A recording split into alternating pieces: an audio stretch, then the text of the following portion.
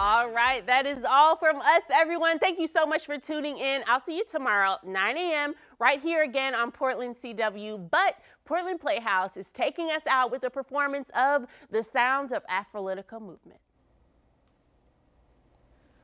What do you need to heal? I look into my mind's eye and I see I am enough. That though it's rough out here sometimes, I realize I can relinquish my fears, reaching deep within, knowing I will win. Ashe, may this healing come to you.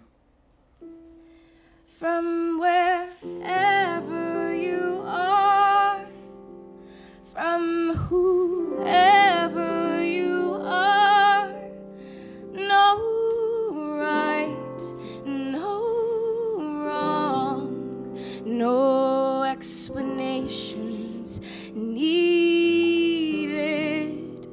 just an From wherever you are, join us in our field of energy and speak what it is you need. To speak what you need to heal.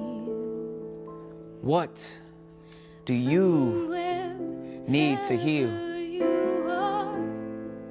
May this healing come to you. May this healing comfort you.